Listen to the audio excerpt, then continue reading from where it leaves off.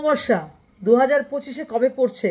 26শে মে সোমবার সকাল 11:03 থেকে পরের দিন 27শে মে 2025 মঙ্গলবার সকাল 8:13 পর্যন্ত। ফলহারিণী অমাবস্যা নিশি পালন হবে 26শে মে 2025 সোমবার। ফলহারিণী অমাবস্যা দিন যারা কালী পুজো করেন তার ভালো সময় হচ্ছে রাত্রি 9:09 থেকে নিয়ে 1:05 পর্যন্ত। অমাবস্যার দিন অনেকেই গঙ্গা স্নান করেন এবং গঙ্গা স্নান করা উচিত। গঙ্গা স্নান যদি আপনি করতে চান বা গঙ্গা যদি নাও যেতে পারেন তাহলে আপনার স্নানের জলের মধ্যে যদি গঙ্গা জল মিশিয়ে নেন তাতেও আপনি সমপরিমাণ ভালো ফল পাবেন। এই সময়টা হচ্ছে সকাল মানে সূর্য উদয় থেকে সকাল 9:55 মধ্যে যদি আপনি স্নান করতে পারেন।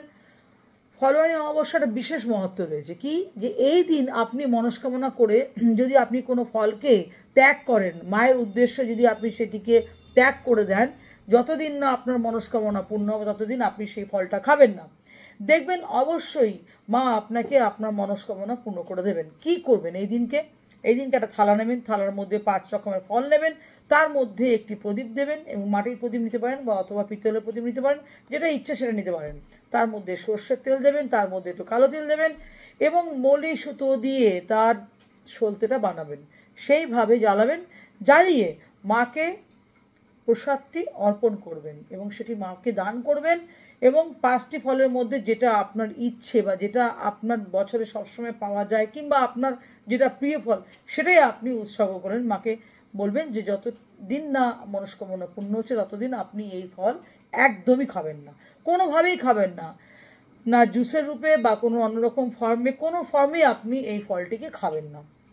এবং অবশ্যই যখন ফল মাকে দান করবেন তখন ওম ক্লিং কালিকায় নমঃ, কি বলবেন? ওম ক্লিং কালিকায় নমঃ, এই মন্ত্রটিকে 108 বার জপ করবেন। হ্যাঁ, এবং মাকে বলবেন যে আপনার যেন যা মনস্কামনা রয়েছে সেটা যেন পূর্ণ হয় এবং অবশ্যই মাকে রক্ত জবার মালা অর্পণ করবেন এবং বেল পাতা তুলসী পাতা অর্পণ করবেন। এবং অবশ্যই এই কাজটি যদি আপনি বাড়িতে করেন তাহলে হাতের মধ্যে জল নেবেন, এটা সুপুরি নেবেন, একটু আতপ চাল নেবেন এবং যে কোনো একটি কয়েন নেবেন, নিয়ে সেটি মায়ের ফটোর সামনে বা মূর্তির সামনে বসবেন, নিজের নাম গোত্র বলে সংকল্প নিয়ে আপনি যে ফলটি ছাড়তে চাইছেন, আপনি যে ফলটি মায়ের উদ্দেশ্য দিতে চাইছেন আপনার মনস্কামনা পূর্ণ করার জন্য, সেই ফলটিকে আপনি মায়ের কাছে রেখে দেবেন।